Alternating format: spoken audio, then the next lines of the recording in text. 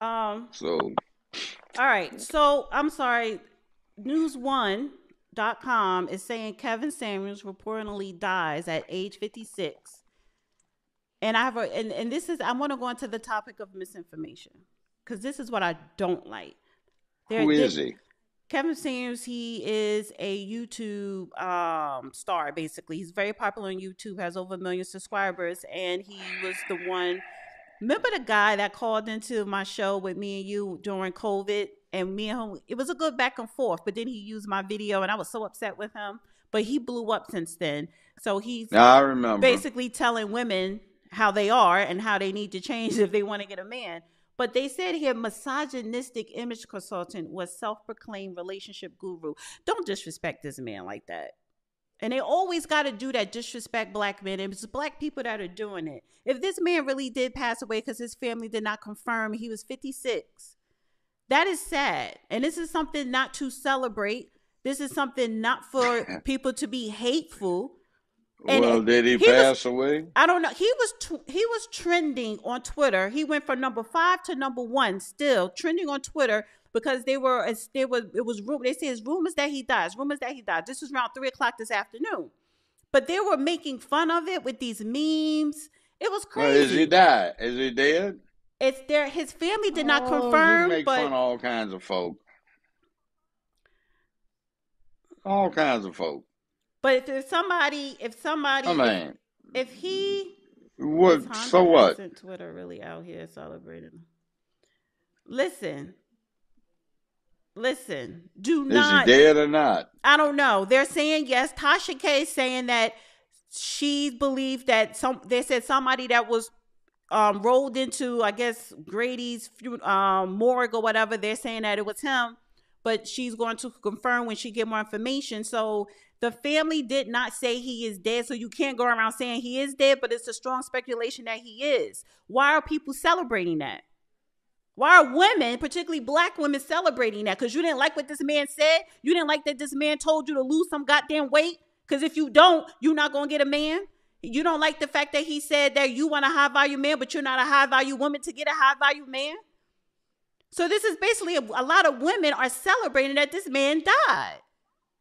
Well, there are a lot of foolish people and a lot of people that might celebrate their own deaths. If he's not dead, then you know who spoke most eloquently on that because they said he was dead. Samuel Clemens, aka Mark Twain, said rumors of my death have been greatly exaggerated. Right, He's but that's reporting the that he problem. was Like people, dead. but this social media thing, YouTube is drama, right? Instagram is more for like images and really conceitedness or just what people doing and selling products. Twitter is like, oh my God. But the thing is, and this is just people in general. I'm not going to just say black people, but people in general, like people are not nice. And if you don't have thick skin, a lot of people get depressed from social media. But at the same time, and this is why I put in the title disinformation at Kevin Samuels. If you are going around making up a rumor on social media, on the internet now, isn't that considered disinformation?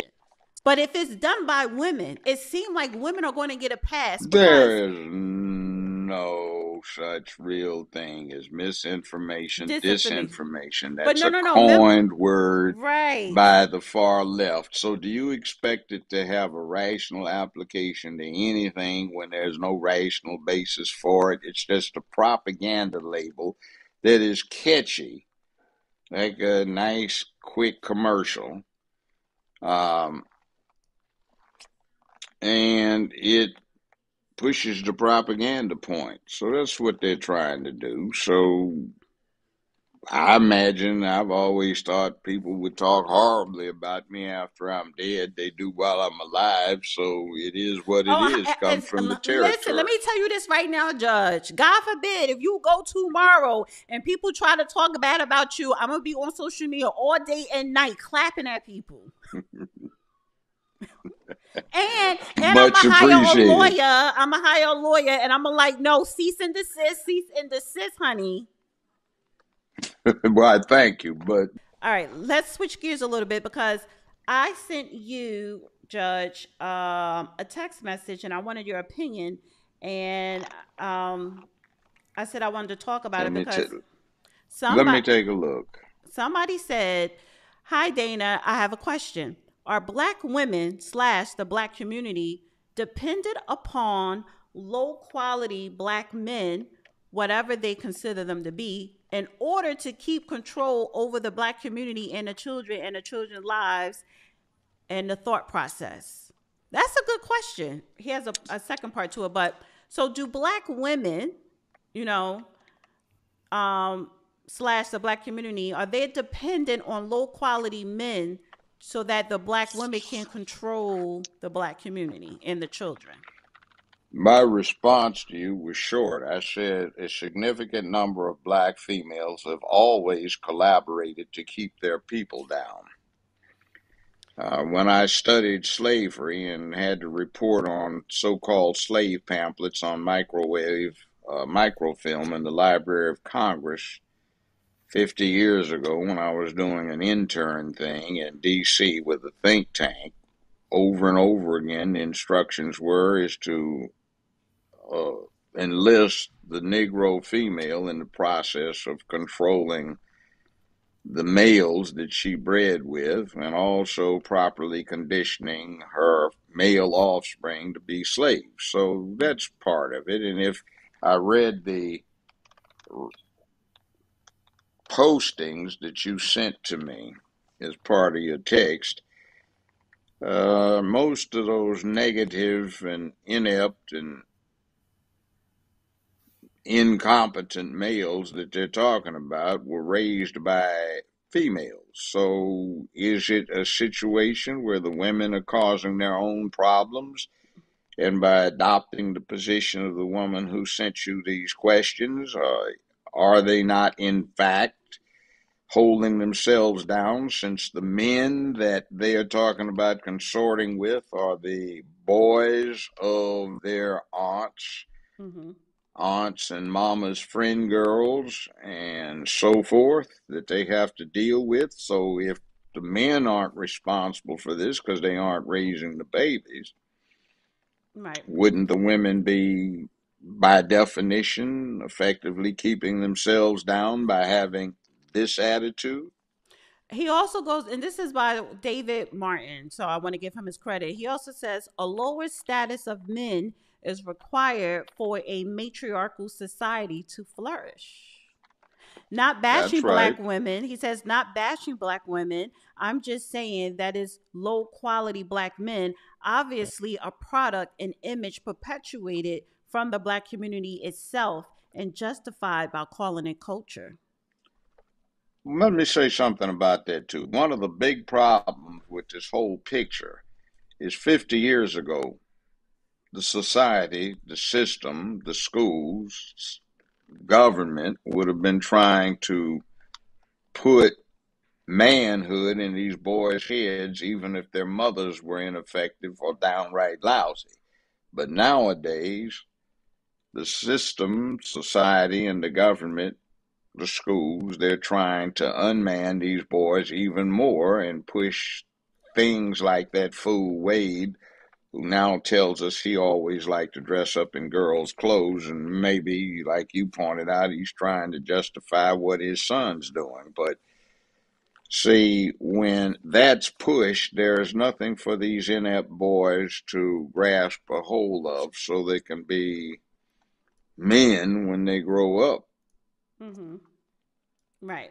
So what do we have? I want to get Chad and Drew opinion on that. So let me just ask the question again: are black women slash the black community dependent upon low quality black men in order to keep control over the black community and the children lives? What are your thought process? Do you think that that's a thing?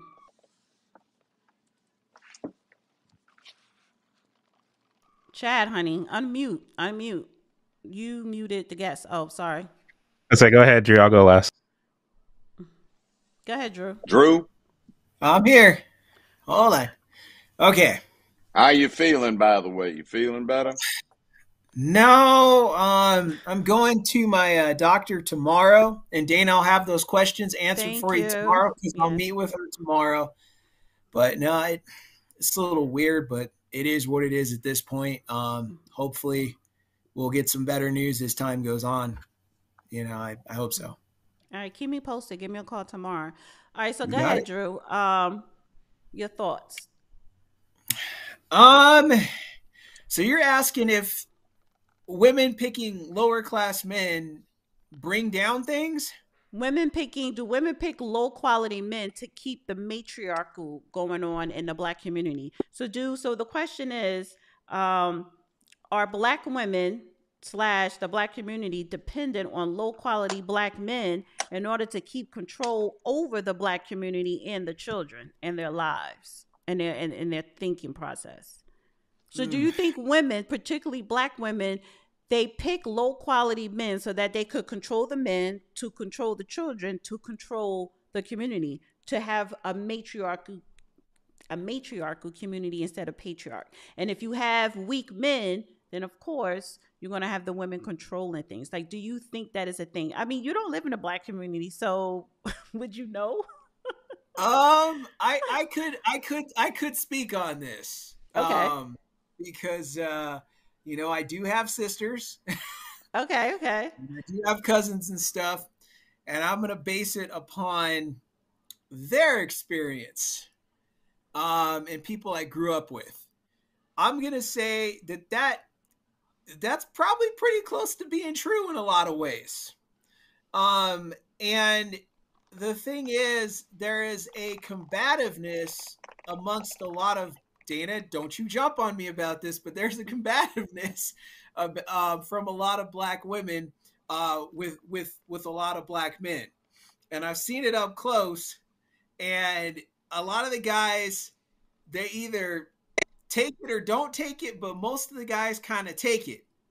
And they allow the women to be the captain of the ship, the controller of everything, and the man has no say-so. And the guy's just sitting there taking it, and he's being, yelled at, talked down to in front of the kids, and the kids are learning, especially the little girls are thinking that that's how they should do things. And then it just starts tearing down the whole fabric of everything. And I've seen this happen, and it's not been a very pretty sight. Okay. I'm not going to push back with you on that because that has a lot of relevance to it. I just posted this up here because this is from Revolt Black News, saying that has heard from reliable sources YouTube sensation, self-proclaimed relationship guru Kevin Samuels has passed away today. So, and this is what he looks like, Judge Joe Brown. But yeah, so my condolences. I've seen the picture you gave me. We had a PR picture. Yeah. So my condolences to his family. Tragic. Ditto. My condolences also. That's some sad news. I couldn't believe it when you guys were talking about that. I like Kevin Samuels. I hope it's not true. I was hoping to one day have a conversation with him. I think he's an interesting guy, and I hope it's not true. Well, what I'd like to pick up on is, why is the Homicide Bureau of this particular jurisdiction involved? You mentioned that some of the reports said that they are investigating, so we'll be patient and see. Yeah. I mean, maybe that's protocol. I don't know. But because maybe he was alone and they want to make sure that he was alone and there was no foul play. I don't know. But the thing I would say with Kevin is he was a workaholic, and I respect his work ethic, and I respect him as a business person, a content creator, and I've known people who know him personally, and his goal was to be like Steve Harvey, as far as, when he had the book Think Like a Man, the relationship guru part of it. And that's what he was working his way towards. He was 56, and that's usually the prime for men, especially in their career. So I say all this to say the goal is to get old. You get better. And this man, Kevin Samuels, is proven. Of course, the judge, he proves it. But I just want to focus a little bit on Kevin Samuels. Work hard, master your craft, be compassionate at it, and you'll be a success. And Kevin Samuels was a prime example of that. I think he was actually a bit more effective in what he was doing than Steve Harvey. Oh, yes, he was. Steve Harvey was a comedian, and I don't really classify him as a relationship guru, but Samuels, he tried. He meant well. He meant well, and also he was neutral. People accused him of jumping women, but he was being candid and honest. And today, people are used to being lied to without upset, so long as it made them feel better. Right. He gave women a hard truth. I didn't have a problem what he was saying because he wasn't lying. It's just that sometimes, he was a little rough, but and actually he never called a woman out her name, never yelled at them. But he did give women the truth. However, if I said I had to disagree with some of his talking points, is when he said over 35, nobody wants you, you're leftovers. That's not true. But actually, he's too young, because at my age, who the hell wants somebody under 35? They're still children and foolish.